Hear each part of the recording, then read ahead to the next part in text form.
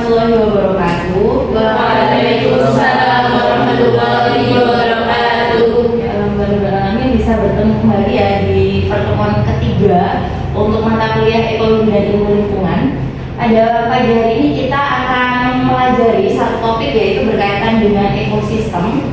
Nah, sebelum kita mempelajari materi lebih lanjut, kita awali dulu kelas kita dengan berdoa. Monggo posisi siap-siap berdoa. Berdoa, saya persilakan. Oke, coba saya panggil ya satu persatu.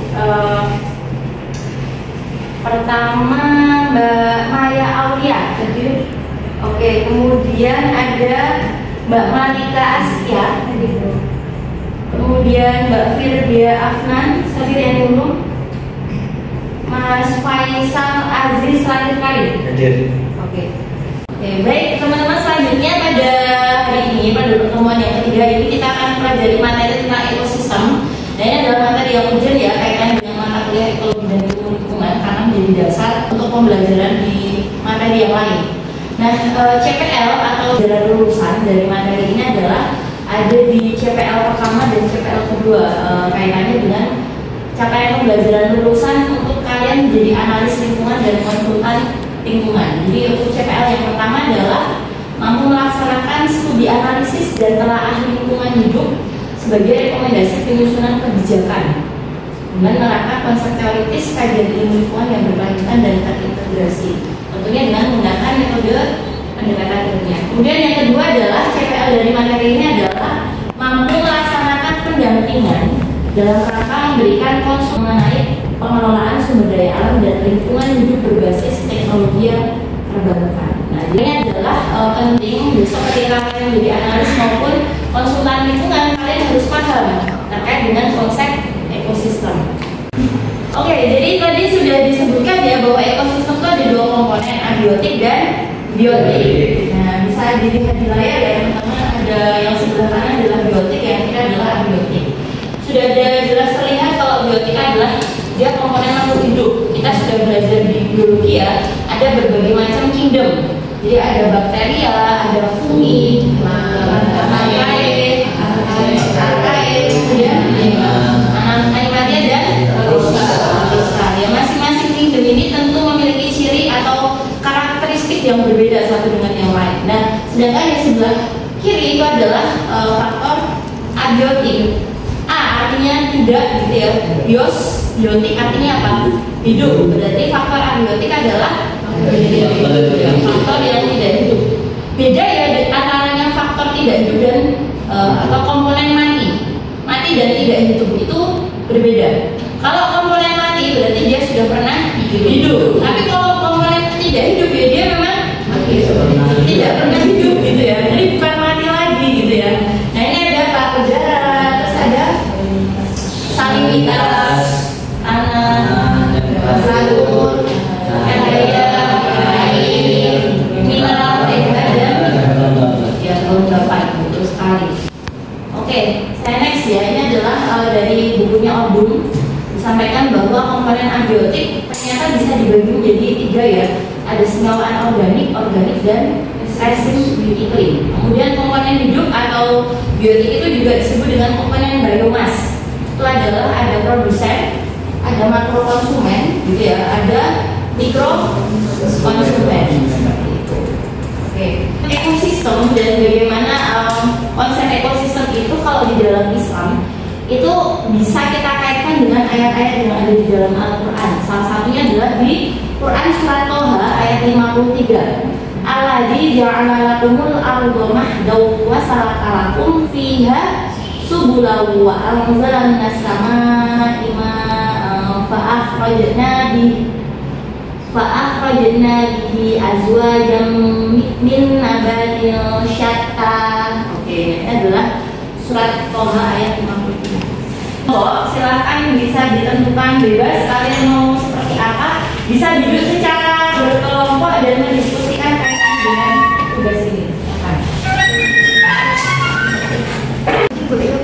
Identifikasi komponen biotik dan abiotik dan jelaskan masing-masing perannya.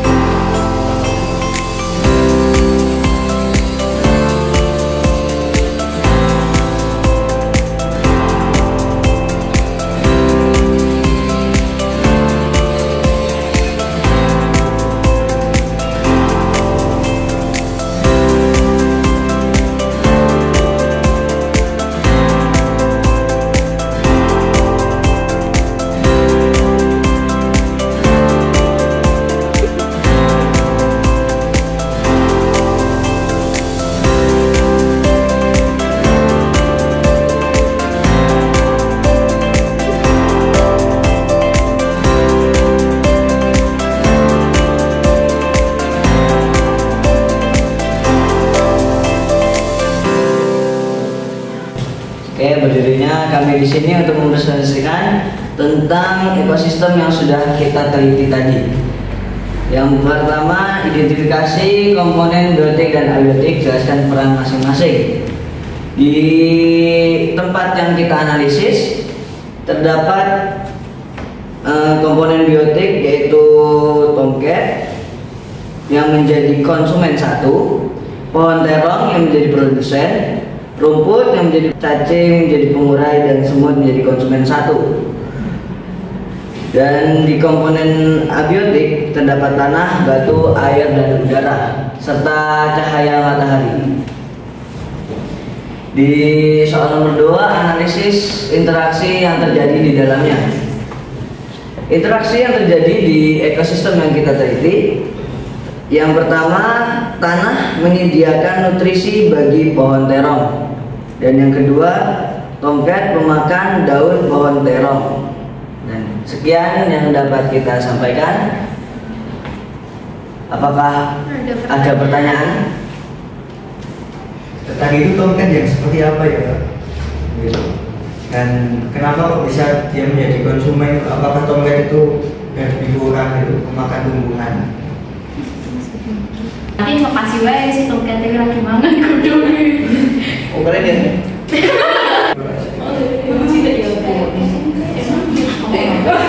Baik, assalamualaikum warahmatullahi wabarakatuh. Waalaikumsalam warahmatullahi wabarakatuh. Dengan kami dari kelompok 2, saya Habib, Nanda, Malika, dan Isna, untuk mempresentasikan hasil dari observasi ekosistem milik kami. Yang pertama, identifikasi komponen biotik dan abiotik, juga menjelaskan mengenai peran masing-masing. Nah, tadi komponen biotik. Biotik yang kita temui di tempat yang kita observasi tadi itu ada contohnya semut, kaki 1000, terus capung juga ada tanaman, ada beberapa terus suhu, air, sama cahaya matahari. Alhamdulillah ya, teman-teman sudah observasi tadi ada 2 ekosistem ya, sama-sama di halaman gedung kuliah, tapi ternyata karakteristiknya berbeda ya satu dengan yang lain. Dilihat dari komponen abiotiknya, dan kalau abiotik kayaknya relatif sama ya, cuman yang faktor biotiknya itu berbeda. Jadi yang satu ada tomcatnya, yang satu nggak ada ya, ada kaki 1000-nya gitu ya, dan lain sebagainya. Harapan saya dengan adanya observasi ini kalian bisa lebih memahami ya konsep dari ekosistem. Itu adalah secara istilahnya mikro ya, mikro ekosistem. Jadi ekosistem yang skala kecil. Kalau makro berarti dia skalanya lebih besar atau lebih luas. Nah, mungkin itu teman-teman untuk pertemuan hari ini terkait dengan konsep ekosistem. Semoga bermanfaat untuk teman-teman semuanya. Minggu depan kita akan belajar terkait dengan materi selanjutnya, yaitu jenis-jenis ekosistem. Jadi apa aja sih macam-macam atau jenis dari ekosistem, nanti kita akan pelajari faktor apa yang berpengaruh, misalnya dilihat dari curah hujan kah, atau kondisi iklim kah, dan lain sebagainya. Oke, selamat ini ya, mempersiapkan diri untuk pertemuan pekan depan. Jadi jangan lupa dibaca literaturnya. Di kelas kita akan membahas